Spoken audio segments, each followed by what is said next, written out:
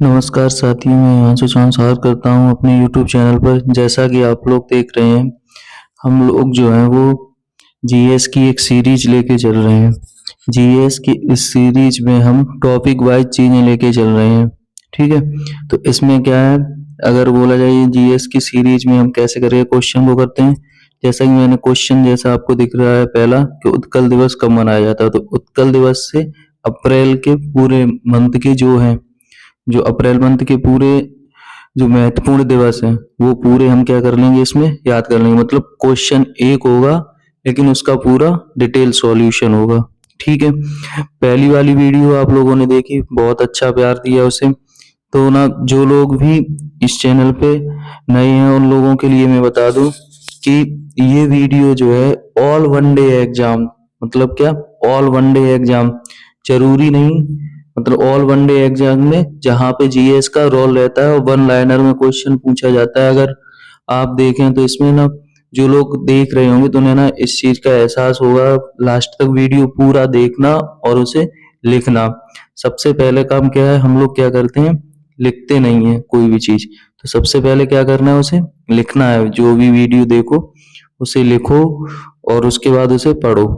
मतलब बोलना है मेरे साथ साथ और उसे याद करना है, ठीक है। जीएस का बस यही है कि आपको बोलना है साथ में बराबर और बार बार चीजों को रिपीट करना है, बस यही रहता है। और लिखोगे जितना तो लिखने से एक तो बोलेंगे भी और बोलने के साथ साथ याद भी होगा उससे।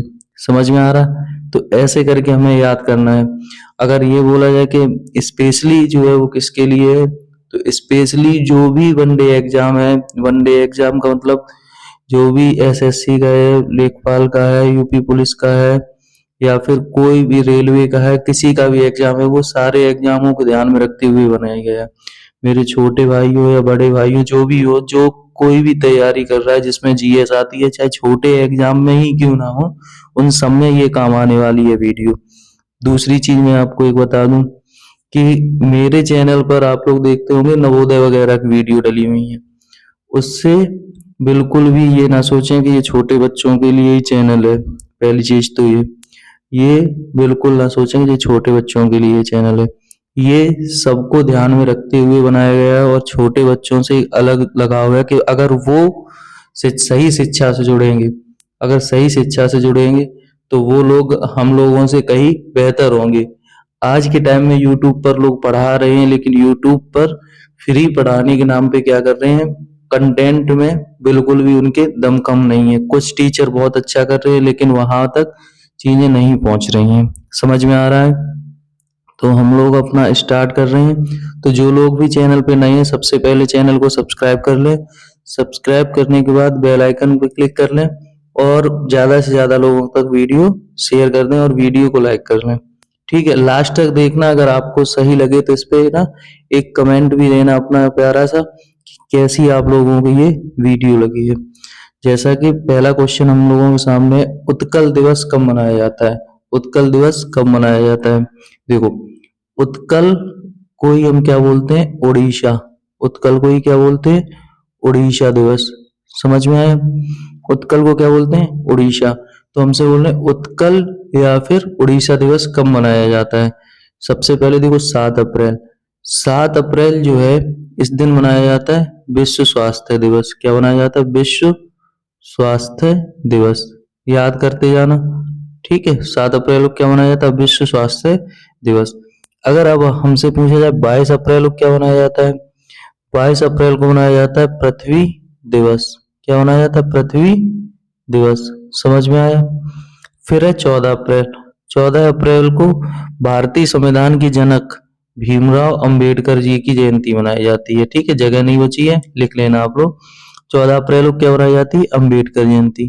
फिर 1 अप्रैल को क्या होता है, 1 अप्रैल को ही क्या बनाए जाते हैं, 1 अप्रैल को बनाया जाता है उत्कल दिवस या फिर उड़ीसा दिवस। समझ में आया?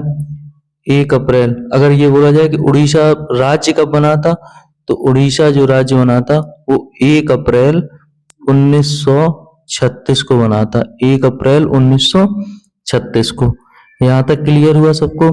फिर से एक बार रिपीट कर रहे हैं, उत्कल दिवस को हम और क्या बोल सकते हैं, उत्कल दिवस को उड़ीसा दिवस बोल सकते हैं। उत्कल को क्या बोल सकते हैं? उड़ीसा दिवस। तो उत्कल दिवस या उड़ीसा दिवस कब मनाया जाता है? 1 अप्रैल को।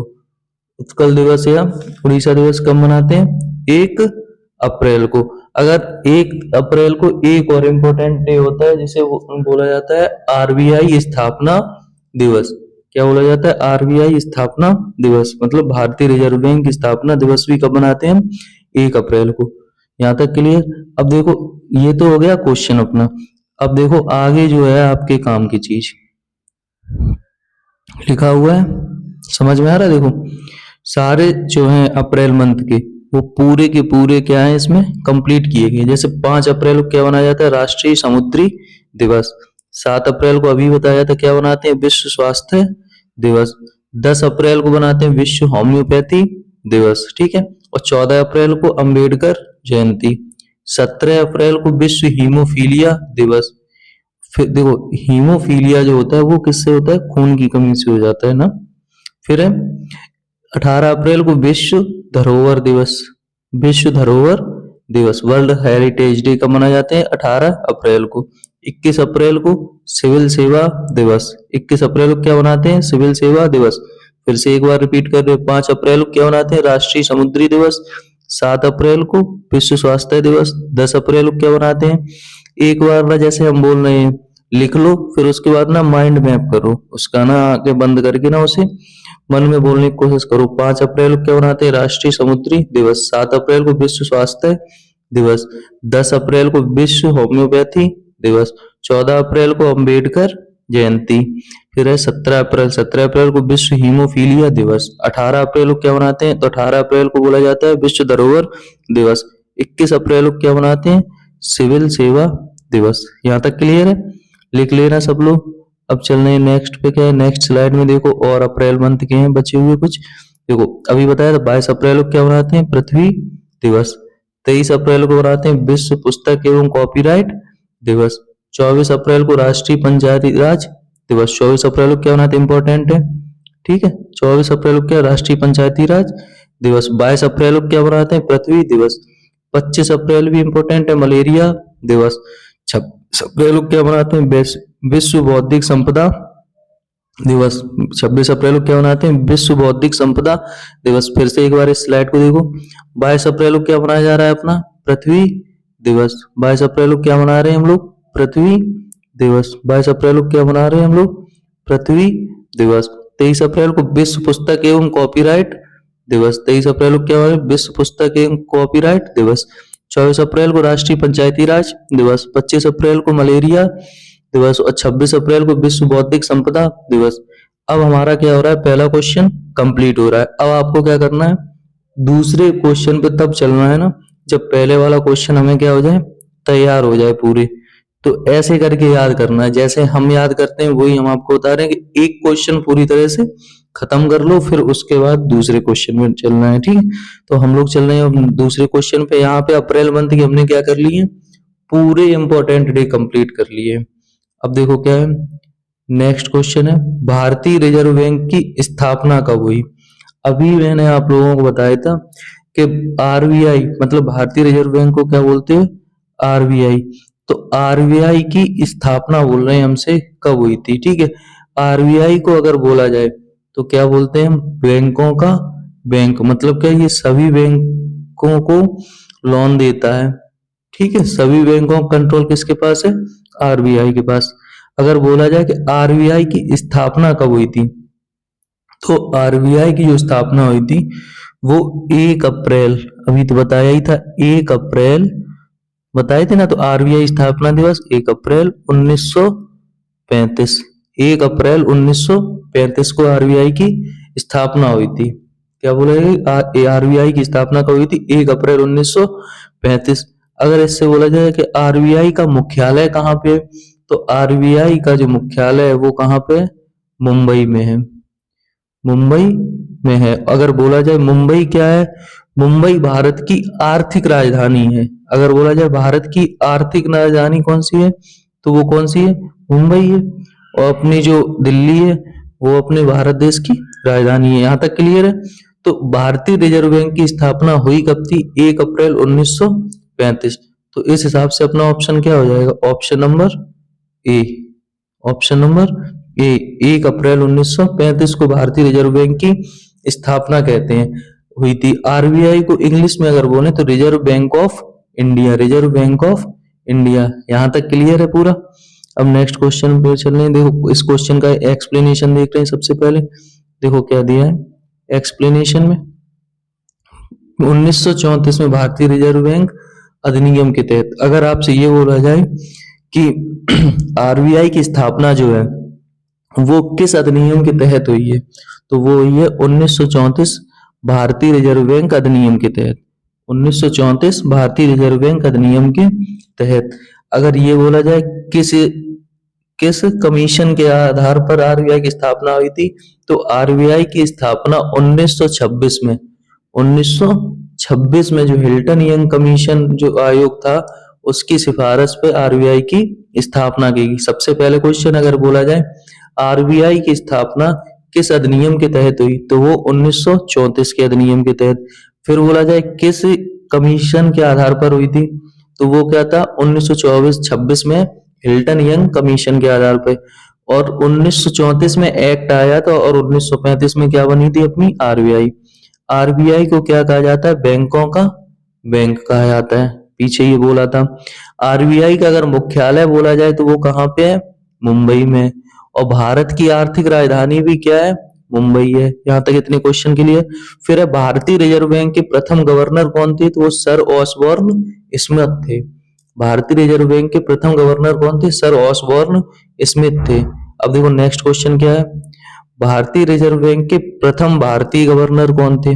अच्छा देखो ये तो थे उसके मतलब आजादी से पहले 1934 में, ठीक है।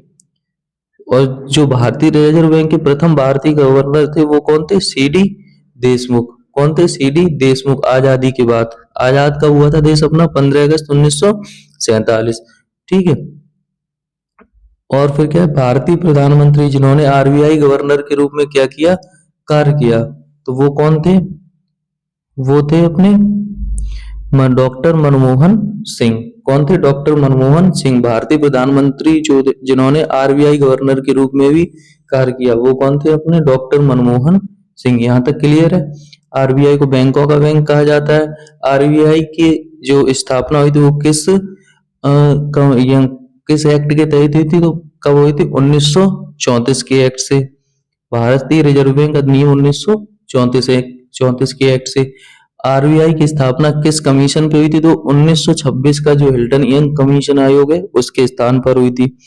आरबीआई को क्या कहा जाता है? आरबीआई को बैंकों का बैंक बोला जाता है।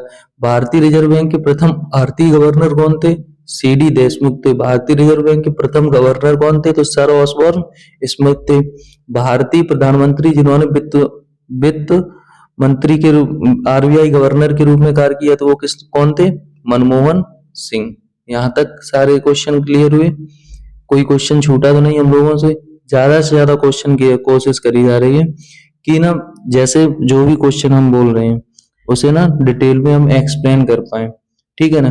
तो ज्यादा से ज्यादा क्वेश्चन क्या हो रहा है, एक क्वेश्चन से ना अगर देखो ना तो हम लोग जो उस टॉपिक से क्वेश्चन बन सकते हैं वो लगभग में सारे हम लोग क्या करते हैं कंप्लीट करते जा रहे हैं। तो जो लोग भी नए हैं वो चैनल को सब्सक्राइब कर लें, वीडियो को ज्यादा लोगों तक शेयर कर दें। बस इतना विश्वास दिला रहे हैं कि लास्ट टाइम में जब आपको ये सीरीज करते हुए जब आप 10 से 15 प्रैक्टिस सेट पे पहुंचोगे तो आपको खुद लगेगा कि ना जीएस जो है हमें अब आने लगी है, ठीक है। तो देखो क्या है, अब जो अपना नेक्स्ट क्वेश्चन है तो वो लोग क्या वो देखो क्या है, टाइगर ऑफ टाइम भारत से history through mural in parliament नामक किताब किसने लिखी है। अगर ये बोला जाए ये किताब जो है वो किसकी है, तो देखो ये किताब जो है अगर बोला जाए तो किसकी है, सुधा मूर्ति की है। किसकी है, सुधा मूर्ति की है। अरुंधति रॉय की कौन सी बुक है, सबसे पहले आपको अरुंधति रॉय की एक फेमस बुक है the God of small things, the God of small things. फिर बोला जाए कैलाश सत्यार्थी, कैलाश सत्यार्थी की जो बुक है उसका नाम बताना है आपको। तो कैलाश सत्यार्थी की जो आत्मकथा है उनकी आत्मकथा का नाम है दिया सलाई। क्या है, दिया सलाई। कैलाश सत्यार्थी की आत्मकथा का नाम क्या है? दिया सलाई। ध्यान रखना, इन्हें क्या मिला था? 2014 में नोबेल पुरस्कार मिला था। क्या मिला था? नोबेल पुरस्कार मिला था इन्हें, शांति का नोबेल पुरस्कार। ठीक है, अगर बोला जाए सबसे पहले नोबेल पुरस्कार किसे मिला था, तो रविन्द्रनाथ टैगोर को मिला था 1915 में। ठीक है, यहाँ तक क्लियर है। देखो अब इनकी बुक्स दी होगी सबकी। सुधा मूर्ति की कौन कौन सी बुक्स हैं वो देखो, कौन कौन सी है? डॉलर बहू है, 3000 टांके, दादा अम्मा कहे कहानी। कौन कौन से हैं? डॉलर बहू है, ये है देखो, सुधा मूर्ति की है डॉलर बहू, 3000 टांके, दादा अम्मा कहे कहानी। अरुंधति रॉय की कौन कौन सी है? The God of small things, the ministry of utmost happiness.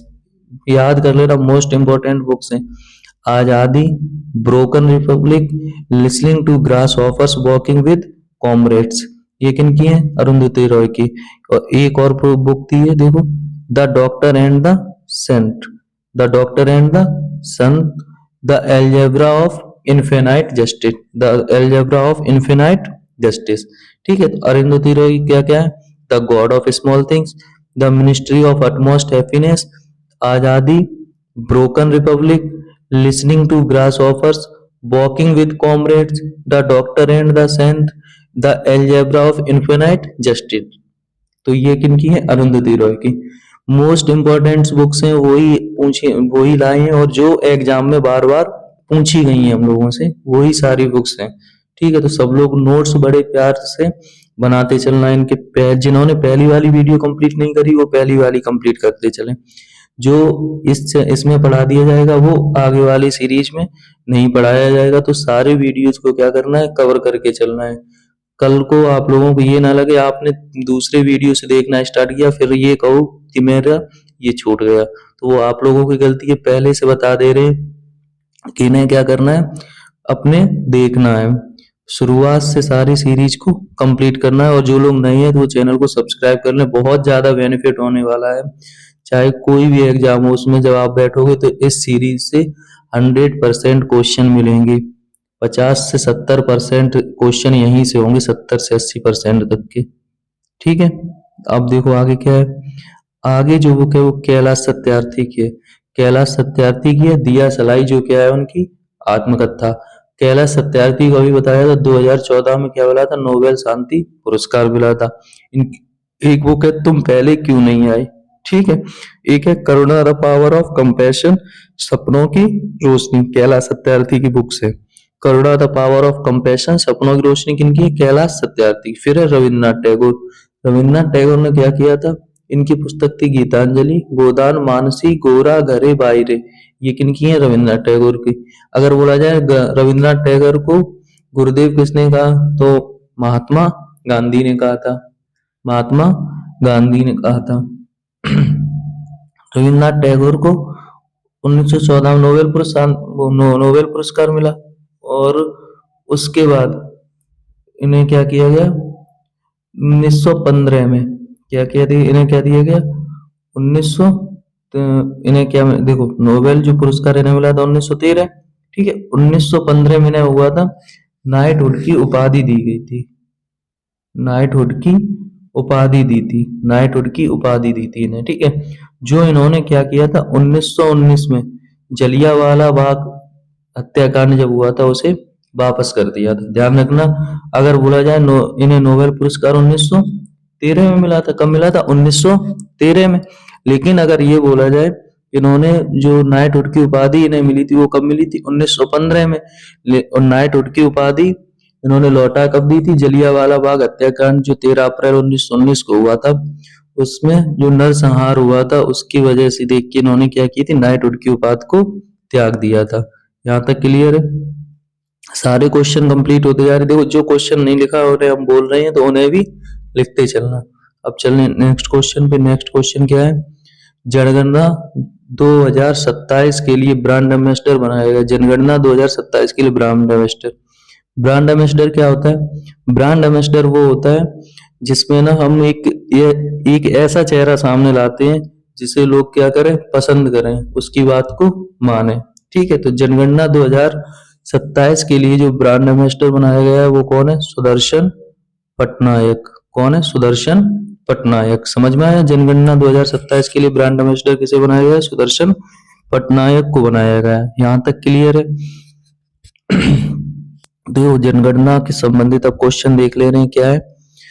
सबसे पहली जनगणना जो हुई थी वो कब हुई थी?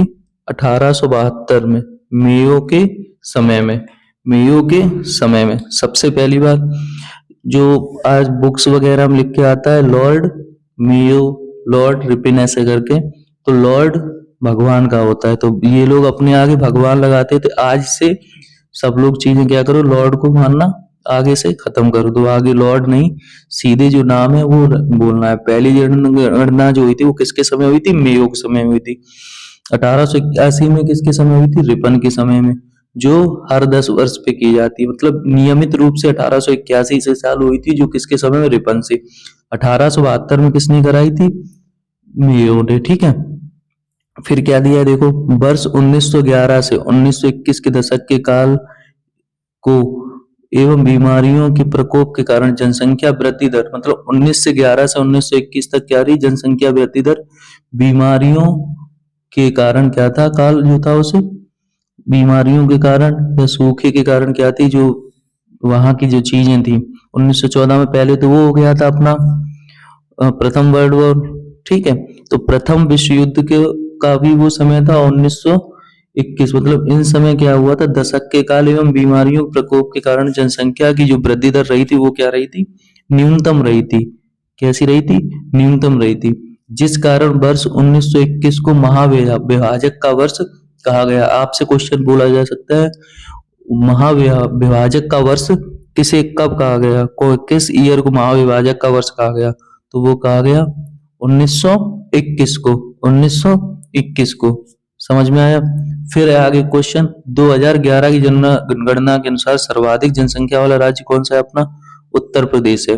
2011 की जनगणना के अनुसार सर्वाधिक जनसंख्या वाला राज्य क्या है? उत्तर प्रदेश है। 2011 की जनगणना के अनुसार सर्वाधिक जनसंख्या वाला केंद्र शासित प्रदेश वो कौन सा है? अपना दिल्ली है। सर्वाधिक जनसंख्या वाला केंद्र शासित प्रदेश क्या है? दिल्ली है। यहाँ तक सारी चीजें क्लियर हुई अपनी। अगर बोला जाए कि सबसे साक्षर राज्य कौन सा था, तो वो क्या था? केरल था। कौन सा था? केरल था। यहाँ तक क्लियर है? क्वेश्चन क्लियर हुए यहाँ तक? अब नेक्स्ट क्वेश्चन में चलें। नेक्स्ट क्वेश्चन से पहले बस ना, इस क्वेश्चन को कराने से पहले लोगों से कह रहे हैं, जो भी लोग वीडियो देख रहे हैं वो लोग क्या करें, चैनल को सब्सक्राइब कर दें और वीडियो को लाइक कर दें और वीडियो को शेयर कर दें।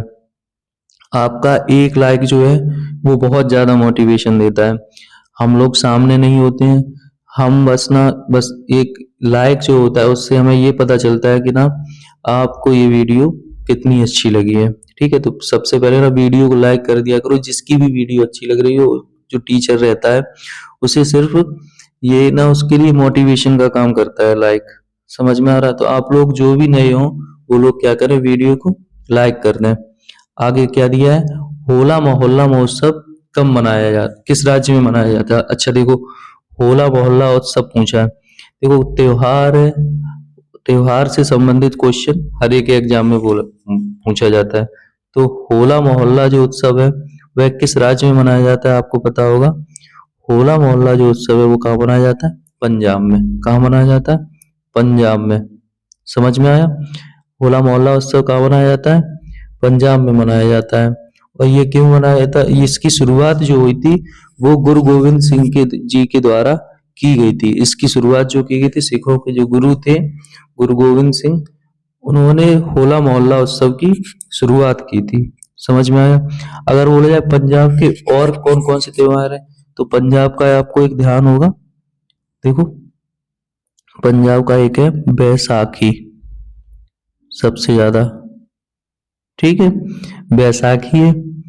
बैसाखी की शुरुआत कैसे हुई थी? 13 अप्रैल 1699 में खालसा पंथ की शुरुआत की गई थी। उसी टाइम से क्या मनाया जाता है? बैसाखी। आगे आने वाली है बैसाखी, अप्रैल का ही महीना चल रहा है। ठीक है, तो ये हो गया अपने। ठीक, फिर है लोहड़ी। लोहड़ी भी कब मनाई जाती? लोहड़ी भी कहाँ का है? पंजाब का है। ये एक फसल कटने के बाद का त्योहार है, फसल की कटाई के बाद का त्योहार है लोहड़ी।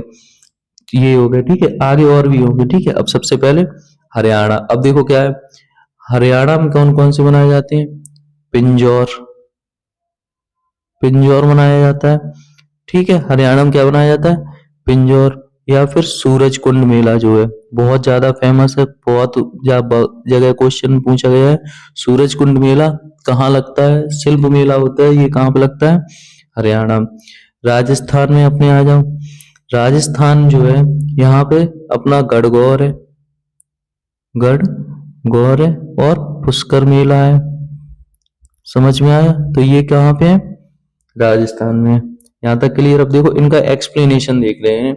अगर बोला जाए एक बार फिर से क्वेश्चन को समझ लो, होला मोहल्ला उत्सव किस राज्य में मनाया जाता है? तो वो कहाँ मनाया जाता है? पंजाब में। होला मोहल्ला उत्सव कहाँ मनाया जाता है?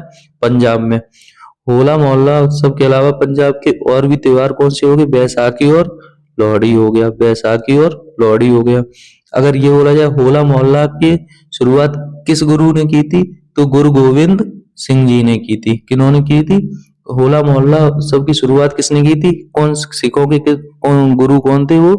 गुरु गोविंद सिंह जी, गुरु गोविंद सिंह जी। यहाँ तक क्लियर। फिर है हरियाणा के कौन से हैं? पिंजौर और सूरज कुंड, पिंजौर सूरज कुंड। राजस्थान का गढ़गौर और पुष्कर मेला, गढ़गौर और पुष्कर मेला। यहाँ तक क्लियर हो गया। अब देखो दिया है, देखो आगे एक्सप्लेनेशन हम लोगों को। जैसे क्या दिया है? पंजाब, पंजाब में क्या मनाए जाते हैं? बैसाखी। बैसाखी क्या कब मनाई जाती है? बताई थी अभी, 13 अप्रैल, 13 अप्रैल और 1699, 13 अप्रैल 1699 को खालसा पंथ की शुरुआत हुई थी। खालसा पंथ की शुरुआत हुई थी, उसी की याद में क्या मनाया जाता है? बैसाखी। लोहड़ी फसल कटाई त्योहार है। गुरु पर्व है, ठीक है, गुरु पर्व है। फिर है माघी, फिर है छापर मेला, फिर है सोडल, फिर है तीज। मानसून की शुरुआत से समय क्या मनाया जाता है? तीज। यहाँ तक क्लियर हो गया। अब है अपना राजस्थान।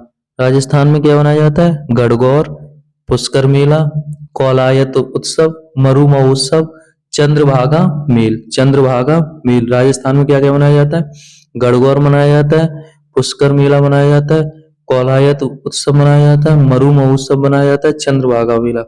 ये सारे ही इम्पोर्टेंट हैं, इम्पोर्टेंट वाले ही लाए हैं जो क्वेश्चन बार बार एग्जाम में पूछे गए हैं। तो इतने तो याद कर ही सकते हो, वैसे तो बहुत ज्यादा होते हैं, हमने जो सिलेक्टेड है बस उन्हीं को सिर्फ रखा है यहाँ पे। तो सब लोग क्या करना है, इसे याद करते जाना, ठीक है। वीडियो अगर आप लोगों को अच्छी लग रही है तो वीडियो को लाइक करते जाना भैया। फिर क्या है? हरियाणा। हरियाणा को क्या है? पिंजौर हेरिटेज, सूरज कुंड मेला, ये तो बहुत ही ज्यादा फेमस है। हरितालिका और कजरी तीज, हरितालिका और कजरी तीज, ये कहाँ के हैं? हरियाणा के। समझ में आ गया? समझ में आ रही है यहाँ से? हरियाणा से अपने यहाँ सबसे ज्यादा अगर खेल के खिलाड़ी जो रहते हैं फेमस, जैसे नीरज चोपड़ा हो गई, साक्षी मलिक हो गई, ये कहाँ से रहते हैं? हरियाणा से। समझ में आया? तो क्वेश्चन जब आए आप लोगों के सामने तो आपको क्या करना है? सबसे पहले ये देखना है कि क्वेश्चन को हम कहाँ से रिलेट करके क्या क्या प्रश्न हम निकाल सकते हैं। जैसे मैं कोशिश करता हूँ कि जितनी ज्यादा से ज्यादा हो सकते हैं मैं निकालने की कोशिश करता हूँ, और जो कोई कुछ क्वेश्चन मैं खुद से ही लिख देता हूँ वन लाइनर के फॉर्म में, और या तो फिर मैं आपको बोल देता हूँ अगर मैंने नहीं लिखा है उसे। समझ में आ रहा? चीजें क्लियर हो रही हैं? तो आप लोग जो है जैसे मैं बता रहा हूँ, जैसे और भी चीजें एक्स्ट्रा बताने लायक हो तो वो उसे क्या कमेंट में बता देना कि आप ये भी बता सकते थे इसमें। समझ में आ रहा है? तो धीरे धीरे करके सही, लेकिन हम लोग एक ऐसा रिदम पकड़ेंगे जो यूट्यूब पर आज तक किसी ने ना पकड़ा हो, ठीक है। फिर क्या है? कौन सा क्षेत्र भारत की जलवायु और मृदा के कारण चाय की खेती के लिए उपयुक्त है? चाय की खेती अगर बोला जाए तो वो कहाँ होती है? असम में सबसे ज्यादा, ठीक है। असम की चाय सबसे ज्यादा होती है। चाय का सर्वाधिक अगर उत्पादन अगर कहीं पे होता है तो कहाँ पे? असम में होता है। यहाँ पे असम में एक जगह है दार्जिलिंग। क्या है? दार्जिलिंग। असम में एक जगह है दार्जिलिंग।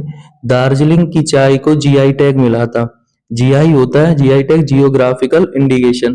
ये दिया जाता है एक एक जो विशेष चीज होती है उसको, यह जो टैग रहता है इससे क्या होता है, जब भी लोग वहां पे आते हैं तो किसी को वहां की चीजें मतलब फेमस क्या है तो वो क्या है, जैसे दार्जिलिंग में क्या है चाय, तो दार्जिलिंग की चाय को जो जीआई टैग मिला था वो मिला था हमारे 2004 में।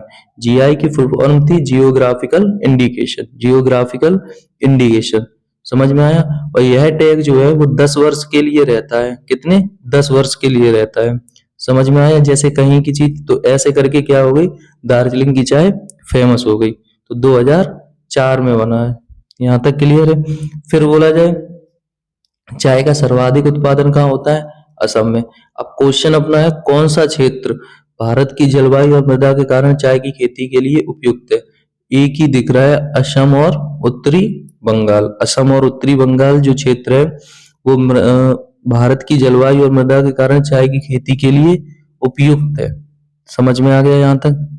अब चल रहे हैं, देखो इसका एक्सप्लेनेशन क्या दिया है, कहाँ आ गए ये, बस यही दिक्कत है, कहाँ पे थे। ये रहा है। देखो एक्सप्लेनेशन क्या दिया है, चाय का सर्वाधिक उत्पादन। अगर बोला जाए चाय का सर्वाधिक उत्पादन जो है वो कहाँ पे होता है? असम में होता है। दार्जिलिंग की चाय को जीआई टैग कब मिला? 2004 में। जीआई क्या होता है? Geographical indication. भारत में इसकी शुरुआत कब हुई थी? 15 सितंबर 2003। एक्स्ट्रा पॉइंट है, ध्यान रखना, ठीक है। भारत में अगर बोला जाए जो जीआई टैग देने की शुरुआत हुई थी वो 15 सितंबर 2003 से, और यह टैग जो है वो आमतौर कितने वर्ष के लिए दिया जाता है? 10 वर्ष के लिए। अगर बोला जाए असम की चाय को, वो जो दार्जिलिंग की चाय उसे जीआई टैग कब मिला था? तो वो 2004 में। समझ में आ गया। अब चल रहे हैं अपने नेक्स्ट क्वेश्चन पे। नेक्स्ट क्वेश्चन क्या दिया है, विश्व में हरित क्रांति के जनक कौन है? विश्व में हरित क्रांति के जनक कौन है? भैया देखो विश्व में हरित क्रांति का जनक तो आज बता रहे हैं, लेकिन जो भारत में हरित क्रांति के जनक है मैं ये पहले ही बता चुका हूँ। तो भारत में जो हरित क्रांति के जनक हैं वो है अपने एम.एस. स्वामीनाथन। भारत में हरित क्रांति के जनक कौन है? एम.एस. स्वामीनाथन। खान अब्दुल गफ्फार खान कौन है? इन्हें और क्या बोला जाता है? सीमांत गांधी। किस नाम से जाना जाता है? सीमांत गांधी। समझ में आया। फिर विश्व में हरित क्रांति के जनक कौन है? तो वो है नॉर्मन बोरलॉग। कौन है? Norman Borlaug. समझ में आया। तो यहाँ तक इतनी एक क्वेश्चन से इतनी चीजें तैयार हो रही हैं। खान अब्दुल गफ्फार खान का उपनाम सीमांत गांधी। एम.एस. स्वामीनाथन कौन है भारत में हरित क्रांति की जनक? यहाँ तक के लिए देखो। अब देखो क्या है, हरित क्रांति की शुरुआत क्यों की गई थी? सबसे बड़ी चीज है कि हरित क्रांति की शुरुआत किस लिए की गई थी? हरित क्रांति का मतलब था कि फसल का उत्पादन ज्यादा करना। जैसे हरित क्रांति से अगर बोला जाए सबसे ज्यादा किस चीज का उत्पादन हुआ हरित क्रांति से? तो सबसे ज्यादा उत्पादन हरित क्रांति से हुआ तो वो है गेहूं और धान का। किसका? गेहूं और धान का सर्वाधिक उत्पादन हरित क्रांति से हुआ। हरित क्रांति से सर्वाधिक उत्पादन किसका हुआ? गेहूं धान का। ठीक है। अगर बोला जाए हरित क्रांति से नुकसान भी हुआ है कुछ, तो वो हुआ है मोटे अनाज के। मोटे अनाज के उत्पादन में जो कमी हुई है वो हरित क्रांति की वजह से हुई है। समझ में आया। अब देखो इसका एक्सप्लेनेशन देखो क्या है। भारत में हरित क्रांति का अग्रणी राज्य क्या है?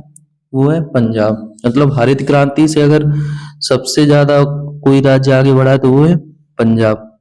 भारत में जनक कौन है? एम.एस. स्वामीनाथन है। और विश्व में कौन है? Norman Borlaug. पीछे पढ़ के आए हैं। मोटे अनाज के उत्पादन में इससे क्या हुई? कमी हुई। ये क्या है? एक हमारी हानि है। समझ में आया यहाँ तक? कोई दिक्कत तो नहीं? ठीक है। अब चल रहे हैं अपने नेक्स्ट क्वेश्चन पे। नेक्स्ट क्वेश्चन से पहले आप लोगों को क्या करना है, वीडियो को जो लोग भी देख रहे हैं वो क्या करें, लाइक करते चले। अब क्या है क्वेश्चन है, जास्कर पर्वत श्रृंखला संबंधित है।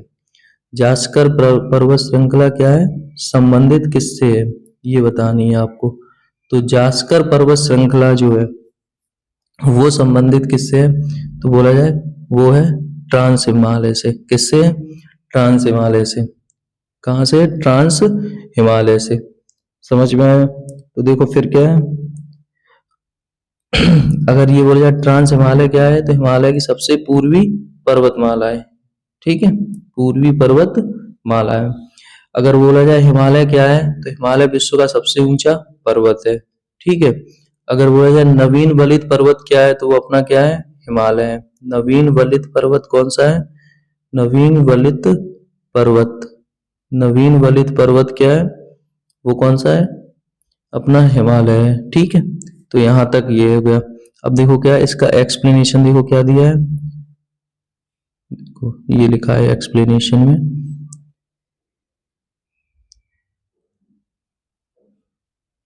क्या दिया देखो,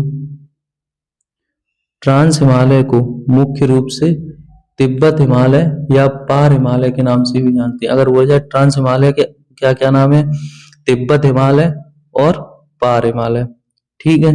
फिर क्या बोला गया, यह महान हिमालय जो हिमालय पर्वतों के आधार पर हिमालय का पर्वतों के आधार पर विभाजन है तीन रूप में। एक है ग्रेट हिमालय जिसे महान हिमालय, लेजर हिमालय, लघु हिमालय और शिवालिक हिमालय। ये सबसे नया है। ठीक है। तो उसी में बोल रहे हैं कि यह महान हिमालय के कहाँ पे, उत्तर में स्थित है। ठीक है। क्या है, महान हिमालय के उत्तर में है। यह हिमालय का उपखंड भी माना जाता है ट्रांस हिमालय। इसमें कौन कौन सी श्रेणी में पाई जाती है, देखो ये बहुत इंपॉर्टेंट है। ट्रांस हिमालय में काराकोरम, लद्दाख, जास्कर, कैलाश श्रेणियां शामिल है। अगर बोला जाए ट्रांस हिमालय में कौन कौन सी श्रेणियां आती है, तो काराकोरम, लद्दाख, जास्कर और कैलाश श्रेणियां आती हैं। डन यहाँ तक। अब देखो क्या है, एक तो आज बड़ा दिक्कत कर रहा है। अब देखो ये है महान हिमालय क्या होता है। सब देखो वो तो था ट्रांस हिमालय जो हमने तुमने पढ़ा, ट्रांस हिमालय के बारे में पढ़ा था। ठीक है। अब क्या है महान हिमालय, महान हिमालय को और क्या बोलते हैं, महान हिमालय का अन्य नाम है हिमाद्री, बृहद हिमालय या फिर आंतरिक हिमालय। अगर बोला जाए जो महान हिमालय जो है इसकी ऊंचाई क्या है, तो ये है 6000 मीटर। अगर बोले जाए सबसे ओल्डेस्ट हिमालय जो पर्वत श्रेणी है वो कौन सी है, यही है सबसे ओल्डेस्ट, ओल्डेस्ट जो है वो कौन सी है, महान हिमालय है। अगर बोला जाए विश्व की सबसे ऊंची जो माउंट एवरेस्ट है, माउंट एवरेस्ट ऊंचाई है जो कि अब 8848.48 की समथिंग हो गई, 8848.48, मतलब बढ़ रही है। ये बलित पर्वत है तो इसकी ऊंचाई क्या हो रही है, बढ़ रही है।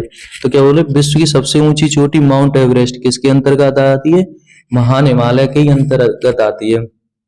नेपाल में इसे क्या बोला जाता है, सागर माथा के नाम से जाना जाता है। महान हिमालय को नेपाल में किस नाम से जाना जाता है, सागर माथा के नाम से जानते हैं।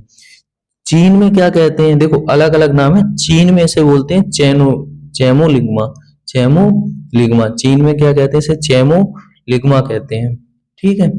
अगर ये बोला जाए माउंट एवरेस्ट जो है वो कहाँ पे, नेपाल व तिब्बत बॉर्डर के बीच है। ध्यान रखना ये नहीं पे लिखा हुआ है, ये और ऐड कर लेना। जो माउंट एवरेस्ट है वो कहाँ है, नेपाल व तिब्बत हिमालय के बॉर्डर के बीच में है। नेपाल व तिब्बत बॉर्डर के बीच में क्या है, अपनी माउंट एवरेस्ट है। और विश्व की सबसे ऊंची चोटी भी कौन सी है, माउंट एवरेस्ट है। समझ में आया, विश्व की सबसे ऊंची चोटी क्या है, माउंट एवरेस्ट है। अगर बोला जाए हिमालय की सबसे ऊंची चोटी कौन सी है, तो हिमालय की भी सबसे ऊंची चोटी क्या है, सबसे ऊंची चोटी क्या है हिमालय की भी, माउंट एवरेस्ट है। समझ में आया। फिर तेंजिंग नोरवे शेरपा और एडमंड हिलेरी 1953 में कहां पे चढ़े थे, माउंट एवरेस्ट पर चढ़े थे, माउंट एवरेस्ट पर चढ़े थे। कब चढ़े थे, 1953 में। अगर बोला जाए तेंजिंग नोरवे शेरपा जो है वो कहां से संबंधित थे, वो थे नेपाल से। बोला जाए एडमंड हिलेरी कहां से थे, तो वो न्यूजीलैंड से थे। ठीक है। तो अब आपको कमेंट में क्या बताना है, नेपाल की राजधानी भी बतानी है और न्यूजीलैंड की राजधानी है। आज का क्वेश्चन ये है आपका कि नेपाल की राजधानी क्या है और न्यूजीलैंड की राजधानी क्या है। अगर महान हिमालय को दोबारा से समझे तो महान हिमालय के अन्य नाम क्या क्या है, हिमाद्री हिमालय है, बृहद हिमालय और आंतरिक हिमालय है। अगर बोला जाए विश्व की सबसे ऊंची चोटी माउंट एवरेस्ट वह किस हिमालय के अंतर्गत आती है, तो वह किसके अंतर्गत आती है, महान हिमालय के अंतर्गत। नेपाल में महान हिमालय को क्या कहा जाता है, नेपाल में महान हिमालय को सागर माथा कहा जाता है। चीन में क्या बोला जाता है, चीन में चेमोलिग्मा बोला जाता है। तेंजिंग नोरगे शेरपा और एडमंड हिलेरी 1953 में माउंट एवरेस्ट पर चढ़ने वाले पहले व्यक्ति थे। और तेंजिंग नोरगे शेरपा जो है वो कहाँ से संबंधित थे? नेपाल से। और जो एडमंड हिलेरी है वो कहाँ से थे? न्यूजीलैंड से। यहाँ तक समझ में आया? देखो पूरा क्वेश्चन जो है बहुत ज्यादा डिटेल में बताने की कोशिश की है। अभी महान हिमालय हुआ है, अब देखो नेक्स्ट चल रहे हैं हम अपने लघु हिमालय पे। लघु हिमालय क्या है देखो समझो सब लोग। लघु हिमालय में हम लोग पढ़ने वाले हैं। देखो ये जो हम पढ़ रहे हैं वो पर्वत श्रृंखलाओं के आधार पर हिमालय का विभाजन किया गया है 3 पार्ट में। महान हिमालय, लघु हिमालय और शिवालिक हिमालय। उनमें हमने सबसे पहले महान हिमालय पढ़ा, अब पढ़ रहे हैं हम लोग लघु हिमालय। तो जो लोग टॉपिक वाइज अगर देखना चाहे तो टॉपिक वाइज ही है ये सारी चीजें, समझ में आ रहा? तो इसे ना बड़े ध्यान से और अच्छे से तैयार करते जाना। फिर क्या है, अन्य नाम क्या है लघु हिमालय का? हिमाचल हिमालय, मध्य हिमालय या निम्न हिमालय। क्या क्या नाम है इसका? हिमाचल हिमालय, मध्य हिमालय या फिर निम्न हिमालय। अगर लघु हिमालय की ऊंचाई की बात करें तो वो जो है वो 3500 से 4000 मीटर होती है। 3500 से 4000 मीटर होती है। लघु हिमालय की जो ऊंचाई होती है वो क्या होती है? 3500 से 4000 मीटर होती है।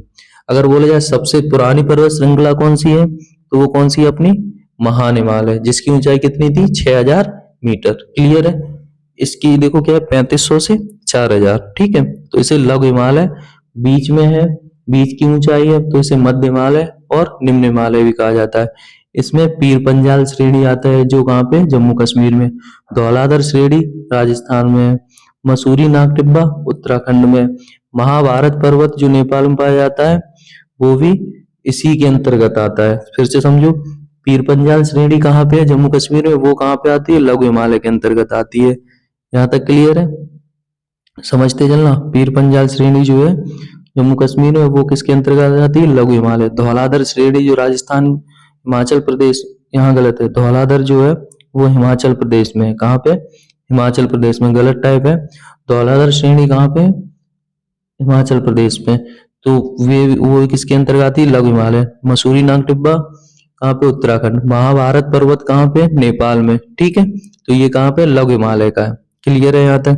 अब देखो नेक्स्ट क्या दिया है, पीर पंजाल श्रेणी। पीर पंजाल श्रेणी लघु हिमालय की सबसे लंबी श्रेणी है। अगर बोला जाए जो पीर पंजाल श्रेणी है, जो पीर पंजाल चोटी है, वो क्या है? लघु हिमालय की सबसे लंबी श्रेणी है। जहाँ क्या पाए जाते हैं? शीतोष्ण घास के मैदान पाए जाते हैं।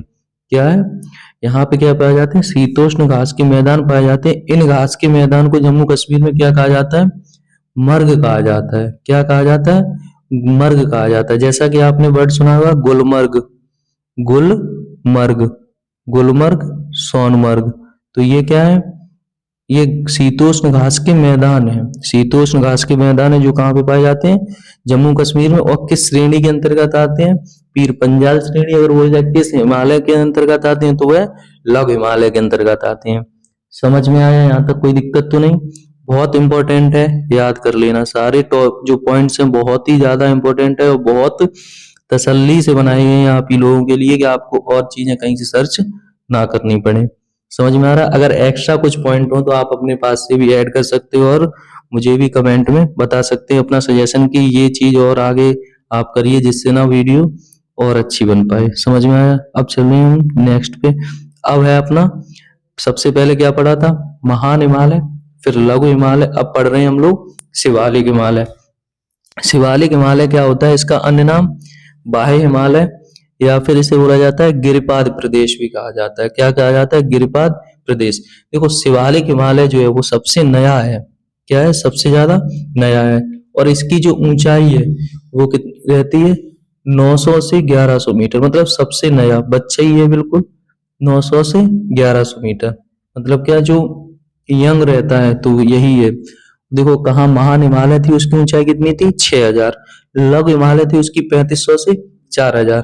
और जो शिवालिक हिमालय है उसकी कितनी है? 900 से 1100। 900 से 1100 मीटर। ठीक है, शिवालिक हिमालय को और क्या कहा जाता है? शिवालिक हिमालय को कच्चे पहाड़ भी कहते हैं। शिवालिक हिमालय को क्या कहते हैं? कच्चे पहाड़ भी कहते हैं। अगर बोले हिमालय की सबसे जवान श्रेणी कौन सी है तो वो कौन सी है? शिवालिक हिमालय। नदियों द्वारा इसका सर्वाधिक अपर्दन होता है। किसका? शिवालिक हिमालय का। अपर्दन मतलब कटता है। समझ में आया यहाँ तक?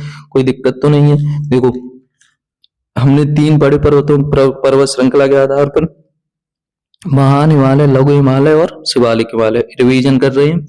महान हिमालय को क्या बोला जाता है? अन्य नाम महान हिमालय क्या क्या है? हिमाद्री, बृहत हिमालय और आंतरिक हिमालय। हिमाद्री, बृहत हिमालय और आंतरिक हिमालय। अगर बोला जाए महान हिमालय की ऊंचाई कितनी है, तो वो कितनी थी? 6000 मीटर। महान हिमालय की ऊंचाई कितनी थी? 6000 मीटर।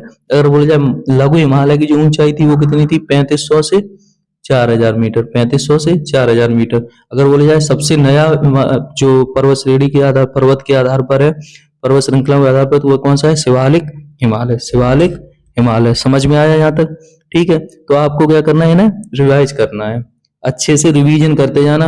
नोट्स जो है वो बहुत बेटर तरीके से देने की कोशिश करिए आप लोगों को, इस बात को समझने की कोशिश करना। ठीक है, अब चल रहे हैं हम लोग अपना नेक्स्ट क्वेश्चन। नेक्स्ट क्वेश्चन से पहले बस यही है कि ना, जो लोग अभी भी देख रहे हैं वीडियो और जिन्हें अच्छी लग रही है तो वो क्या करें, वीडियो को लाइक कर दें और चैनल को सब्सक्राइब कर लें जो लोगों ने सब्सक्राइब किया है। ठीक है, अब देखो कंप्यूटर से रिलेटेड क्वेश्चन है। कंप्यूटर में F1 कुंजी का प्रयोग किया जाता है। अच्छा देखो, सबसे पहले तो आपको ये पता होना चाहिए कि F जो है वो होता क्या है कंप्यूटर में। कंप्यूटर में F जो होता है उसे बोला जाता है फंक्शन की। क्या बोला जाता है? फंक्शन की। क्या बोला जाता है F को? फंक्शन की। तो कंप्यूटर में F1 कुंजी का प्रयोग क्या किया जाता है ये हमें बताना है। ठीक है, तो फंक्शन की बताना है। तो सबसे पहले अगर बोला जाए ऐप से रिलेटेड टोटल कुंजी होती कितनी है, तो वो होती है 12।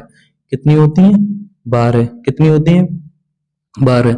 तो हम क्या है इसमें सबसे पहले ऑप्शन ए दिया है फाइल का नाम बदलने के लिए। फाइल का नाम बदलने के लिए हम लोग कौन सी कुंजी का यूज करते हैं? F2। किसका यूज करते हैं? F2। अगर जो बटन है कंप्यूटर में देखना आप कभी भी, तो वो क्या है, जो बटन लिखी हुई है, तो जो ऐप से रिलेटेड बटन है वो टोटल 12 होंगी। और 12 के बाद जो F1 है वो तो बताएंगे अभी, लेकिन F2 जो है वो फाइल का नाम बदलने के लिए। फाइल मतलब जैसे कोई फाइल बना के मैंने सेव की और उसे नाम चेंज करना है तो उसे F2 प्रेस करके उसका नाम बदल सकते हैं। ठीक है, फिर बोला जाए आमतौर पर मदद करने के लिए, तो ये जो है कंप्यूटर में F1 कुंजी का प्रयोग किया जाता है ना, आमतौर पर मदद करने के लिए। क्या करने के लिए? आमतौर पर मदद करने के लिए। और फाइल का नाम बदलने के लिए F2। अब बोला जाए एप्लीकेशन बंद करने के लिए किस की का यूज किया जाता है, तो वो F4 का।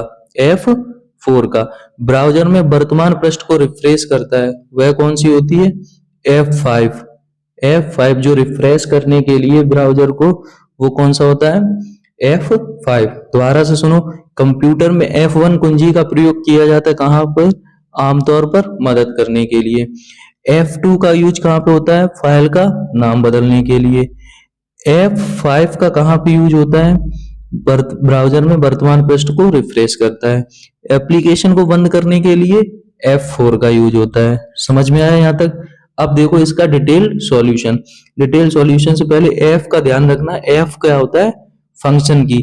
इसका क्या काम रहता है? जिनका सॉफ्टवेयर में क्या रहता है, एक बहुत विशेष कार्य रहता है। समझ में आया? अब देखो क्या है F3।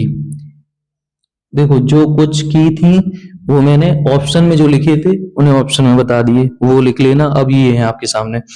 F4 वहां पे हो ही गया था, F5 वहां पे हो गया था, F2 हो गया था, F1, F3 छूट गया था। तो क्या है?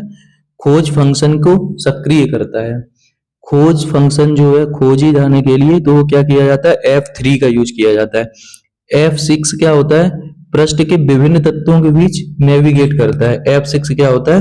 पृष्ठ के विभिन्न तत्वों के बीच नेविगेट करता है।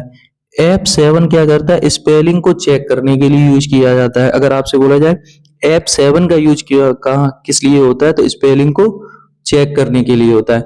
F3 क्या कहता है? खोज जो फंक्शन होता है उसको सक्रिय करता है। F6 क्या होता है? पृष्ठ के विभिन्न तत्वों के बीच नेविगेट करता है। F8 क्या करता है? टेक्स्ट का चयन करने के लिए यूज किया जाता है F8 का। F9 को क्या होता है? फाइलों को रिफ्रेश करता है। अगर बोला जाए फाइल का नाम बदलने के लिए, तो फाइल का नाम बदलने के लिए हम F2 का यूज करते हैं। किसका कहते हैं? F2 का। और F1 का हम किसके लिए? मदद के लिए करते हैं। किसके? मदद के लिए। एप्लीकेशन को बंद करने के लिए हम यूज करते हैं F4। समझ में आ रहा है? F5 क्या होता है? ब्राउजर को रिफ्रेश करने के लिए होता है, ब्राउजर में वर्तमान जो पेज होता है उसको रिफ्रेश करने के लिए। लेकिन F9 जो है वो किसके लिए होता है? फाइलों को रिफ्रेश करने के लिए। डिफरेंस समझना, वहां पे ब्राउजर में जो पेज खुला होगा उसको रिफ्रेश करने के लिए तो हम F5 का यूज करेंगे, लेकिन फाइलों को रिफ्रेश करने के लिए हम किसका यूज करेंगे? F9 का। यहां तक क्लियर है? F10 किस लिए यूज किया जाता है? मेन्यू बार को सक्रिय करता है। F10 क्या करता है? मेन्यू बार को सक्रिय करता है। F11 क्या कहता है? फुल स्क्रीन मोड में स्विच करता है। फुल स्क्रीन मोड में क्या करता है? स्विच करता है। अब है F12। F12 क्या होता है? सहेजने के विकल्प को खोलता है और डेवलपर टूल को करता है। डेवलपर टूल को क्या करता है? सक्रिय करता है। सक्रिय मतलब एक्टिव करता है। ठीक है, तो सहेजने के विकल्प को खोलता है, सहेजने के विकल्प को क्या करता है? खोलता है और डेवलपर टूल को सक्रिय करता है। यहां तक क्लियर? देखो ऐप की जितने भी फंक्शन, जो फंक्शन कीज थी वो पूरी हमने यहाँ पे कवर कर ली है। देख रहे हो, एक क्वेश्चन था लेकिन अगर उससे देखा जाए तो सारा जो उस टॉपिक से पूछा जा सकता है तो वो सारा का सारा कंप्लीट कर लिया है। ठीक है, यहाँ तो आपको क्या करना है? इसका अच्छे से रिवीजन करते जाना है और नोट्स को बनाते जाना है। अब क्या है? कंप्यूटर में कंट्रोल की का उपयोग किया जाता है। कंट्रोल की का उपयोग किस लिए किया जाता है? चलो ठीक है। तो कंट्रोल की कुछ कीज होते हैं, उनके बारे में जानने की कोशिश करते हैं। बड़ा अक्षर बनाने के लिए या तो हम सबसे पहले कैप्स लॉक यूज करते हैं या फिर हम शिफ्ट प्रेस करके बड़ा अक्षर बनाते हैं। शिफ्ट या फिर caps lock on, caps lock on. ठीक है, ये हो जाएगा, ये हो गया। फिर क्या है? शॉर्टकट्स बनाने के लिए, शॉर्टकट्स बनाने के लिए हम किसका यूज करते हैं? कंट्रोल की। जैसे आपने पढ़ा होगा कंट्रोल CTRL करके लिखा जाता है, कंट्रोल प्लस सी। तो कंट्रोल प्लस सी क्या काम करता है? कॉपी करने का काम करता है। कंट्रोल प्लस सी क्या? कॉपी करने का काम करता है। तो ये क्या है? कंट्रोल की का यूज क्या होता है? शॉर्टकट्स बनाने के लिए यूज किया जाता है। अब क्या है? एक स्टेट से दूसरे स्टेट में जाने के लिए, एक स्टेट से दूसरे स्टेट में जाने के लिए वो उन्हें क्या बोला? ट्रांजेक्शन के लिए उसे क्या बोला जाता है? टॉगल कीज बोला जाता है। क्या बोला जाता है? टॉगल कीज बोला जाता है। इसे क्या बोला जाता है? Toggle keys. टॉगल कीज इसमें कौन कौन से आते हैं? अपने कैप्स लॉक आते हैं, न्यूम लॉक आते हैं। Caps lock, number lock, scroll lock. Caps lock, number lock और स्क्रॉल लॉक। अगर आप चाहो तो यहाँ से ये कैप्स लॉक को हटा सकते हो, वो इसमें ज्यादा फिट रहेगा। ठीक है, तो बड़ा अक्षर बनाने के लिए हम शिफ्ट का ही प्रेस करते हैं। शिफ्ट प्रेस करके हम क्या करते हैं? कोई भी जो वर्ड लिखा हुआ है XYZ उसे प्रेस करेंगे तो वो क्या होगा? कैपिटल लेटर में लिखेगा जाके। ठीक है, शिफ्ट के बगैर अगर यूज कर रहे हैं तो वो क्या होगा? स्मॉल लिखा जाएगा। समझ में आया? एक स्टेट से दूसरे ट्रांजेक्शन में जाने के लिए क्या करते हैं? Caps lock. जैसे नंबर लॉक है, ऑफ कर दो तो ऑफ हो जाएगा। जो कैप्स लॉक है उसे ऑन करो तो वो लेटर जो है वो बड़े बड़े लिखने लगेंगे। यहां तक क्लियर है? फिर क्या है? न्यूमेरिक टाइप का डाटा और एंट्री गणना करने के लिए ऑप्शन डी ये दिया है। ठीक है, न्यूमेरिक टाइप और डाटा एंट्री को गणना करने के लिए क्या करते हैं? नमलॉक का यूज करते हैं। समझ में आया? आगे देखो क्या है? बड़ा अक्षर बनाने के लिए अभी क्या बताया मैंने? शिफ्ट। ठीक है, ध्यान रखना। और शॉर्टकट्स के लिए कंट्रोल की का। समझ में आया? एक स्टेट से दूसरे स्टेट में जाने के लिए जो ट्रांजिशन होता है उसके लिए क्या किया जाता है? जो कीज होती है उन्हें बोला जाता है टॉगल कीज। क्या बोला जाता है? Toggle keys. इसमें अपने आते हैं कैप्स लॉक और नम लॉक। ठीक है, लिख लेना आप लोग। अब चल रहे हम लोग नेक्स्ट। अब देखो सबसे पहले ना हम इतना पढ़ रहे हैं कंप्यूटर कंप्यूटर कंप्यूटर। अब हम लोग क्या पढ़ेंगे? कंप्यूटर की फुल फॉर्म। सबसे पहले सी से क्या हो जाएगा? कंप्यूटर में कॉमन, ओ से ऑपरेटिंग, ए के है, डबल ए बन गई है, एक हटा लेना। ठीक है, ऑपरेटिंग, ए मशीन, पी से पर्पजली, यू से यूज्ड फॉर, टी से टेक्नोलॉजिकल, ई से एजुकेशनल, आर से रिसर्च। समझ में आया? सी से क्या है? अपना कॉमन है, ओ से क्या है? ऑपरेटिंग है, एम से है मशीन, पी से पर्पजली, यू से यूज्ड फॉर, टी से टेक्नोलॉजिकल, ई से एजुकेशनल और आर से रिसर्च। तो ना कंप्यूटर आज तक पढ़े हो, अगर जैसे भी याद ना हो ये फुल फॉर्म, वो याद कर ले। ठीक है, बेसिक चीज है, इसे याद कर लेना। आ भी सकती है और नहीं भी आ सकती है। आगे क्या है, कौन सा माउस का एक प्रकार नहीं है। अच्छा देखो, माउस जो है वो उसके कुछ प्रकार होते हैं, अलग अलग माउस होते हैं, उनके कुछ ना प्रकार रहते हैं। जैसा कि दिया हुआ है, सबसे पहला ऑप्शन दिया है ऑप्टिकल माउस। ऑप्टिकल माउस क्या होता है, ये एक सामान्य प्रकार का माउस होता है जिसमें क्या होता है, एक एलईडी लाइट जलती रहती है। देखा होगा जो रेड रेड सी लाइट जलती रहती है वही। तो ये एक ऑप्टिकल माउस जो होता है वो सामान्य प्रकार का माउस होता है। समझ में आ गया। फिर है लेजर माउस। ये क्या कहता है, यह अलग अलग जो रखने की जगह होते हैं वहां पे काम कर लेता है, और ये सबसे ज्यादा यूज अगर किया जाता है तो वो गेमिंग के लिए यूज किया जाता है। किसके लिए, गेमिंग के लिए। ठीक है, कंट्रोल माउस नहीं होता है। क्या होता है, कंट्रोल माउस नहीं होता है। ब्लूटूथ माउस तो पता ही है आपको, ब्लूटूथ से कनेक्ट कर लेते हैं, ये भी होता है, लेजर होता है, ऑप्टिकल होता है। और एक होता है वायरलेस माउस या फिर एक ट्रैक बॉल माउस। एक होता है वायरलेस माउस, वायरलेस माउस, और एक track ball, track ball, track ball mouse भी होता है। डन यहाँ तक। देखो ट्रैक बॉल माउस क्या रहता है, यह एक लिमिट में रहने, लिमिट जो होती है, एक स्थान की लिमिट होती है, वहां पे रहने का काम करता है। स्वच्छता के लिए काम किया जाता है किसका, ट्रैक बॉल माउस का। ट्रैक बॉल माउस का स्वच्छता वगैरह के लिए प्रयोग किया जाता है। यहाँ तक क्लियर है सारी चीजें, समझ में आ रहा है सबको, अच्छे से आ रहा ना। तो अब क्या करना है, वीडियो को लाइक कर देना। जो लोग भी देख रहे हैं, अगर आपको ये वीडियो अच्छी लग रही है वो क्या करें, वीडियो को लाइक कर दें और चैनल को सब्सक्राइब कर लें। ठीक है, बहुत ज्यादा बेनिफिशियल रहने वाला है ये चैनल आपको। आपके जो एग्जाम है उसमें जीएस का रामबाण का साबित होगी ये सीरीज आप लोगों के लिए। ठीक है, आगे देखो क्या दिया, नेक्स्ट क्वेश्चन हमें दिया है ओएमआर का पूर्ण रूप क्या है। ओएमआर का पूर्ण रूप क्या है, ओएमआर का पूर्ण रूप क्या है ये बताना है हमें। तो ओएमआर होता है अपना optical mark recognition, optical mark recognition. ठीक है, तो ये होता है ओएमआर का पूर्ण रूप। जो आज तक आप ओएमआर देखते हो, जो फिल करने के लिए देखते हो, तो वो क्या, उसका पूर्ण रूप क्या हो जाता है, ऑप्टिकल मार्क रिकॉग्नाइजेशन। यहाँ तक क्लियर है। अब देखो नेक्स्ट चल रहे हैं। नेक्स्ट देखो दिए हमको फुल फॉर्म, क्या दिए हैं, फुल फॉर्म। फुल फॉर्म में सबसे पहले दिया है सीसीटीवी।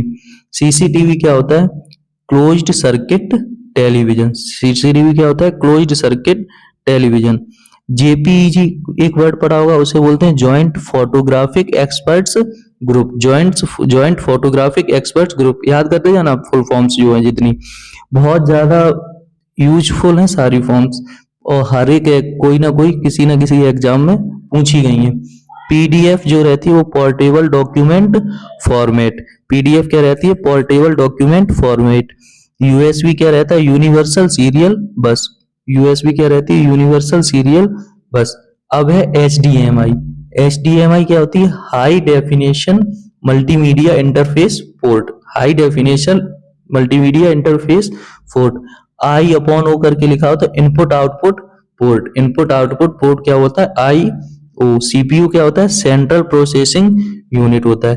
पिन होता है पर्सनल आइडेंटिफिकेशन नंबर। पिन होता है पर्सनल आइडेंटिफिकेशन नंबर। वाईफाई होता है वायरलेस फिडेलिटी। वाईफाई होता है वायरलेस फिडेलिटी।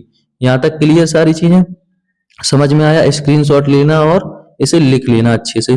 ठीक है, फिर आगे क्या दिया है, देखो जीपीएस। जीपीएस वर्ड पढ़ा है ना, GPS global positioning system, global positioning system. फिर है SCR smart card reader. Smart card reader, SCR क्या है, स्मार्ट कार्ड रीडर है। समझ में आया। बहुत अच्छे से सारी चीजें कंप्लीट कर रहे हैं हम लोग तो ना। आप लोग इसे बहुत तसल्ली से देखना और याद करते रहना। टाइम हो तो ना बैठ के लिखना। लेट के देखने वाले जो लोग भी लेट के देख रहे हैं वीडियो को, ये आदत धीरे धीरे करके छोड़ दीजिए। जितनी जल्दी ये आदत छोड़ दोगे उतनी जल्दी आप क्या हो जाओगे, सफल हो जाओगे। अब मेरा आपसे एक क्वेश्चन है, सबसे सिंपल सी फॉर्म जो है, एक रैम और रोम, रैम और रोम, इनकी हमें फुल फॉर्म आप लोग कमेंट में बताना। रैम और रोम की जो फुल फॉर्म्स हैं वो क्या करना, आप कमेंट में बताना। ठीक है, अब देखो अपना नेक्स्ट क्वेश्चन पे चलिए। नेक्स्ट क्वेश्चन क्या है, हड़प्पा सभ्यता का समय लगभग क्या था। तो हड़प्पा सभ्यता जो है, इसकी खोज जो की थी वो किसने की थी, 1921 में दयाराम साहनी ने। किसने की थी? 1921 में दयाराम साहनी ने। और कहाँ पे? रावी नदी पे। जो अब रावी नदी है वो कहाँ पे है? पाकिस्तान में। ठीक है, तो हड़प्पा सभ्यता का समय लगभग क्या था ये हमें बताना है। तो देखो, हड़प्पा सभ्यता का जो समय था वो था 2500 से 1750। 2500 से 1750 था। क्या था? 2500 से 1750 जो था वो एक हड़प्पा सभ्यता का एक टाइम था। 2500 से 1750। समझ में आया यहाँ तक? सबको समझ आ रहा है ना? 2500 से 1750 क्लियर है यहाँ तक? अब देखो क्या है 2500 से 1750। अब देखो आगे क्या दिया नेक्स्ट, इसका एक्सप्लेनेशन अगर समझने की कोशिश करें। यह सभ्यता कैसी थी? भारत की पहली नगरीय सभ्यता थी। कैसी थी? नगरीय सभ्यता थी जो ग्रिड पैटर्न पर और पक्की ईंटों के लिए जानी जाती है। जो क्या थी? ग्रिड पैटर्न पर थी और पक्की ईंटों के लिए जानी जाती है।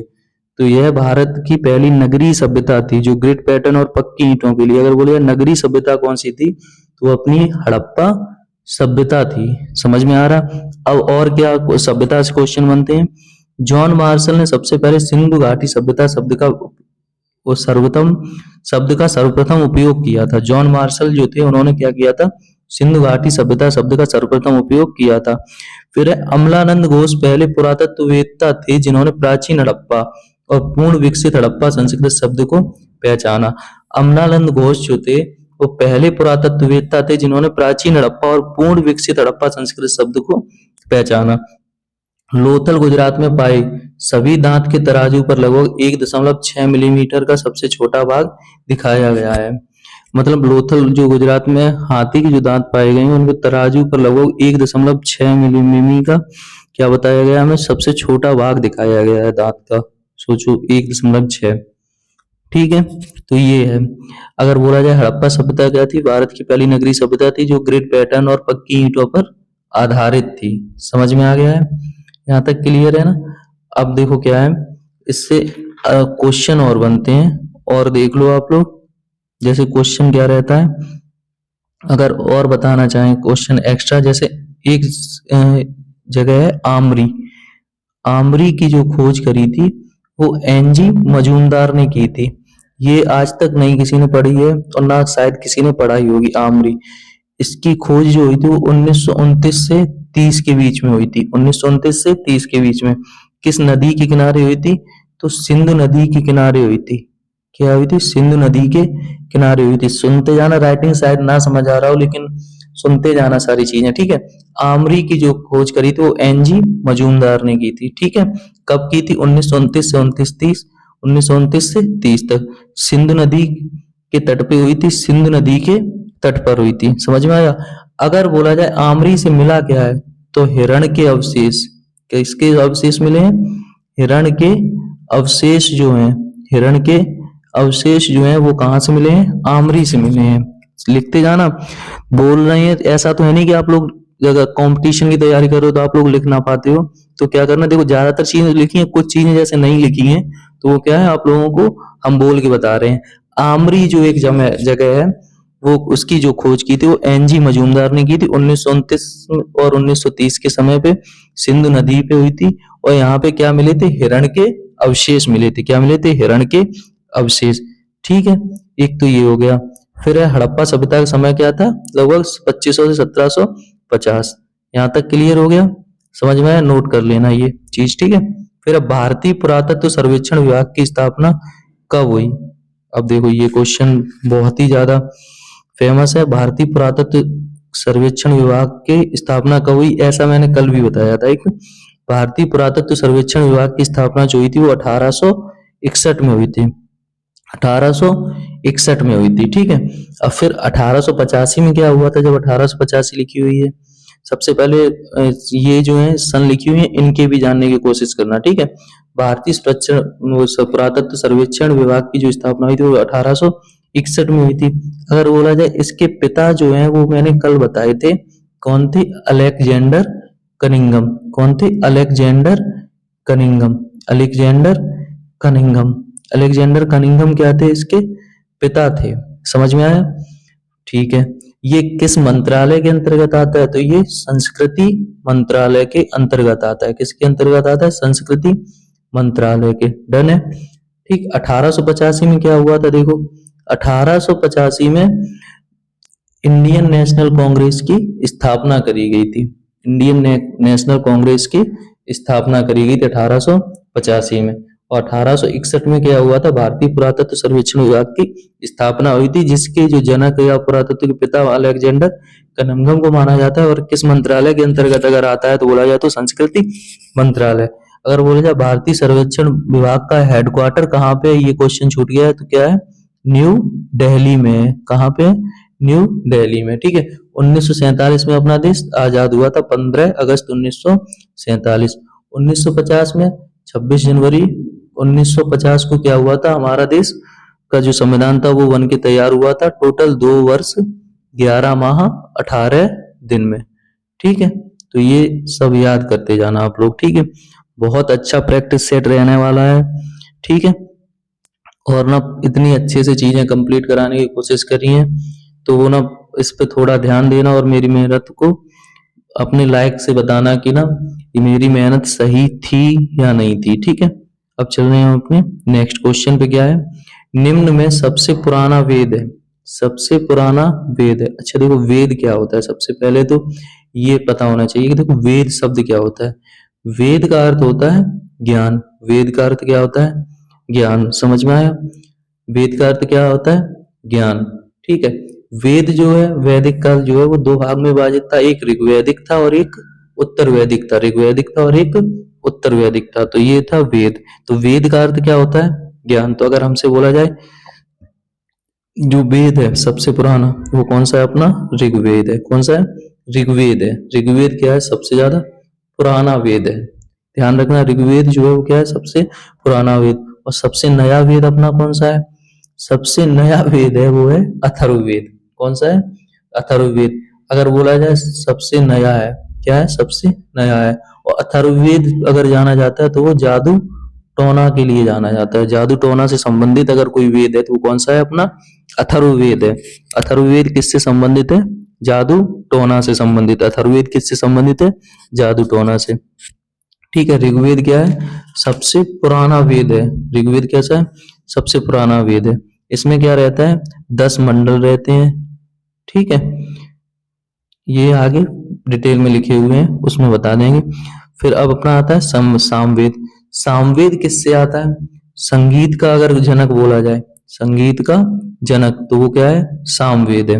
ध्यान रखना। ठीक है। सामवेद क्या है? संगीत से संबंधित है। किससे? संगीत से संबंधित है। और अथर्ववेद किससे है? जादू टोना से संबंधित है। किससे संबंधित है? जादू टोना से संबंधित है। फिर है यजुर्वेद। इसमें क्या बताया गया है? यज्ञों के नियम। क्या बताए गए हैं? यज्ञों के नियम। यज्ञों के नियम एवं धार्मिक कर्मकांड। क्या है? यज्ञों के नियम एवं धार्मिक कर्मकांड यजुर्वेद में बताए गए हैं। यजुर्वेद एक ऐसा सिर्फ वेद है जो गद्य और पद्य दोनों में है। यजुर्वेद कैसा है? एक ऐसा वेद है जो गद्य और पद्य दोनों में है। अगर बोला जाए अपना क्वेश्चन को फिर से रिपीट करें, सबसे पुराना वेद कौन सा है? तो वो कौन सा है? ऋग्वेद। सबसे नवीनतम वेद कौन सा है? अथर्ववेद। अथर्ववेद संबंधित किससे है? तो वो जादू टोना से संबंधित है। यजुर्वेद किससे है? यज्ञों के नियम से संबंधित है, जो किसमें किसमें है? गद्य और पद्य दोनों में। गद्य और पद्य दोनों में। सामवेद किससे संबंधित है? संगीत से। सामवेद किससे संबंधित है? संगीत से। समझ में आया? अब देखो आगे चल रहे हैं हम। वेद देखो दिया। वेद का अर्थ क्या होता है? ज्ञान। वेद का अर्थ क्या होता है? ज्ञान। वैदिक काल को 2 भागों में विभाजित किया गया है। कौन कौन सा? एक ऋग्वैदिक काल है और एक उत्तर वैदिक काल है। वैदिक काल को 2 भागों में विभाजित किया। एक क्या है? एक है ऋग्वैदिक काल और एक है उत्तर वैदिक काल। ठीक है। तो उत्तर वैदिक काल में ही अपने क्या बने थे? ये जो वेद हैं वो बने थे। ठीक है। और ऋग्वैदिक काल में अपना जो देखो, ऋग्वैदिक काल में कौन सा बन गया था? अपना ऋग्वेद। ऋग्वेद जो है वो ऋग्वैदिक काल का है। और जो 3 वेद हैं वो उत्तर वैदिक काल के हैं। और जो 3 वेद हैं वो कहाँ के? उत्तर वैदिक काल के हैं। समझ में आया? फिर है वैदिक सभ्यता के लोगों का मुख्य कार्य क्या था? कृषि एवं पशुपालन था। अगर बोला जाए वैदिक सभ्यता के जो लोग थे वो जो है उनका मुख्य कार्य क्या था? वो था कृषि एवं पशुपालन था। समझ में आया यहाँ तक? अब देखो हम लोग क्या देख रहे हैं, ऋग्वेद को। देखो समझो ऋग्वेद में क्या क्या है। अब ऋग्वेद के बारे में जानकारी लेने, ये किस वेद के टाइम का है? ये जो है ऋग्वैदिक काल का है। और ऋग्वैदिक काल जो है वो कब से कब तक था? 1500 से 1000 बीसी तक, बिफोर क्राइस्ट। बीसी क्या होता है? Before Christ. ठीक। ऋग्वेद क्या होता है? इसमें 10 मंडल होते हैं, 1028 सूक्त होते हैं और 10,462 मंत्र होते हैं। 10 मंडल होते हैं, 1028 सूक्त होते हैं और 10,462 मंत्र होते हैं। ठीक है। अगर बोला जाए इसमें जो 2 से लेके 7 तक के मंडल होते हैं वो पुराने हैं और 10वां मंडल सबसे नया है। सरस्वती नदी को ऋग्वेद में सबसे पवित्र नदी बोला गया है। सरस्वती नदी को ऋग्वेद में क्या बोला गया? सबसे पवित्र नदी बोला गया। तीसरा मंडल किससे संबंधित है? ऋषि विश्वामित्र से। गायत्री मंत्र को समर्पित है। गायत्री मंत्र जो है वो किसको समर्पित है? सावित्री को समर्पित है। 2 नदियों का संवाद देखने को मिलता है, व्यास व सतलज। अगर बोला जाए 2 नदियां जो हैं ऋग्वेद की, कौन कौन सी? व्यास व सतलज। उनका संवाद किसमें मिलता है? वो ऋग्वेद में। वैदिक दृष्टिकोण से, वैदिक दृष्टिकोण से 4 सामाजिक कर्तव्य, धर्म, अर्थ, धर्म, 4 कर्तव्य बोलेंगे वैदिक दृष्टिकोण से मानव के। कौन कौन से? कर्म है, अर्थ है, धर्म है और मोक्ष है वैदिक दृष्टिकोण से।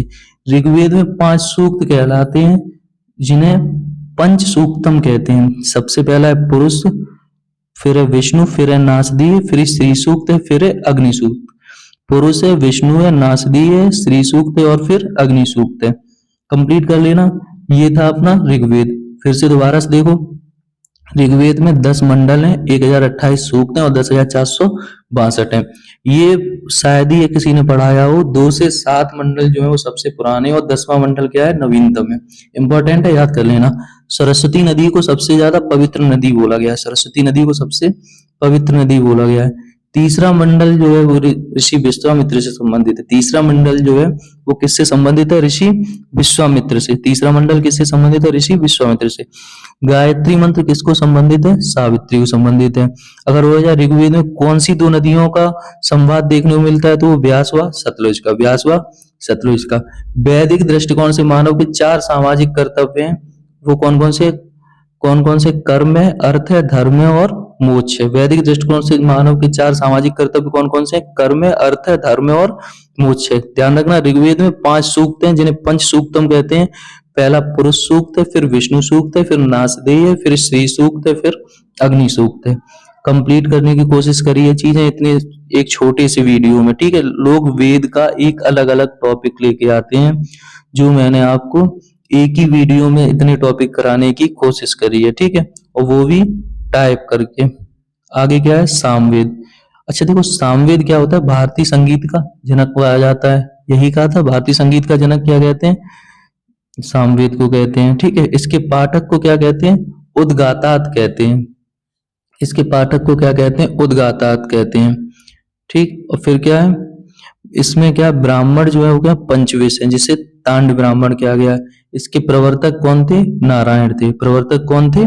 नारायण थे। तो अगर सबसे ज्यादा इंपॉर्टेंट कोई चीज है तो वो क्या थे? सामवेद किससे संबंधित है? तो वो संगीत से।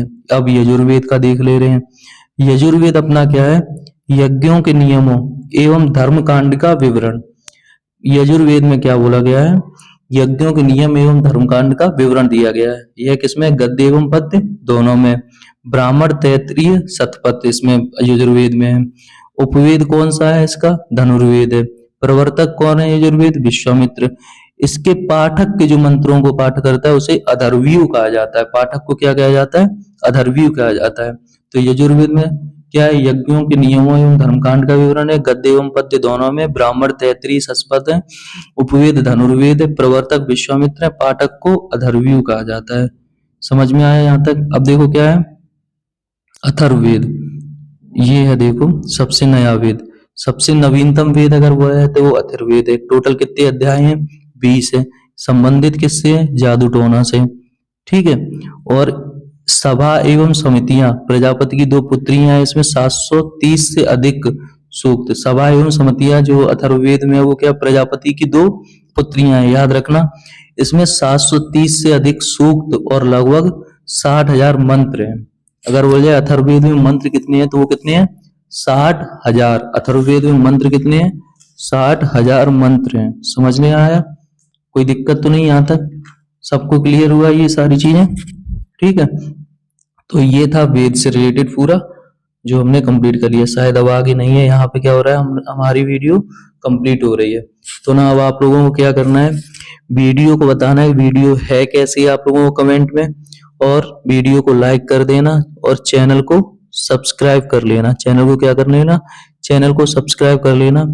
ये आपको बहुत ज्यादा यूजफुल रहने वाली है। क्या है, बहुत ज्यादा यूजफुल रहने वाली है। जो भी बच्चे पढ़ के जाएंगे या जो लोग भी वीडियो देख रहे हैं 100% श्योर है उनका इसमें इस सीरीज से बहुत ज्यादा अच्छा होने वाला है। क्योंकि ना हम उस हिसाब से तैयार कर रहे हैं चीजों को जो एक स्टूडेंट चाहता है कि ना ये अगर मैं एक प्रश्न पढ़ रहा हूँ तो उससे रिलेटेड सारे क्वेश्चन खत्म हो जाए हमारे। और कुछ क्वेश्चन जैसे आपके पास बुक कोई भी हो तो आप उससे भी कंप्लीट कर सकते हैं। लेकिन एक छोटी सी वीडियो में अलग अलग क्वेश्चन लाके आना, कंप्यूटर करंट के, इतिहास के, स्टैटिक के, तो वो सारी चीजें लेके आना, तो उसमें कंप्लीट कराना एक छोटे से वीडियो में बहुत बड़ी बात होती है वो सारी चीजें। ठीक है, तो आपको क्या करना है, वीडियो को लाइक कर देना, चैनल को सब्सक्राइब कर देना। ठीक है, और लोगों के पास इसे शेयर कर देना। आपको अगर व्हाट्सएप से जुड़ना है तो डिस्क्रिप्शन में एक लिंक दी होगी, उस पर क्लिक करके व्हाट्सएप ग्रुप पर जुड़ जाना, तो आपको वो पीडीएफ उसकी मिल जाएगी। ठीक है, थैंक यू। यहाँ पे वीडियो अब खत्म हो रही। अब जो आगे की वीडियो आएगी, डेली नहीं आती ये वीडियो, जो लोग देख रहे हैं पहली बार उन्हें भी बता दें ये वीडियो डेली नहीं आती है, अल्टरनेट डेज होती है। आज आई है, ठीक है, अब ये कल नहीं आएगी, अब ये परसों आएगी। कब आएगी? परसों। तो यहाँ तक क्लियर हुआ सबको? तो ऐसे करके हम लोग वीडियो सीरीज लेके चल रहे हैं, तो आप लोग इसे कंप्लीट करते रहना। एक दिन आपके पास किसका रहेगा, तैयार करने के लिए आराम से। तो आप लोग इसे अच्छे से तैयार करिए। जो भी टॉपिक मैंने कराए हैं उन टॉपिक से और क्वेश्चन बन रहे हैं तो उन्हें भी लिख के अपने नोट्स में आगे बढ़िए। ठीक है, थैंक यू।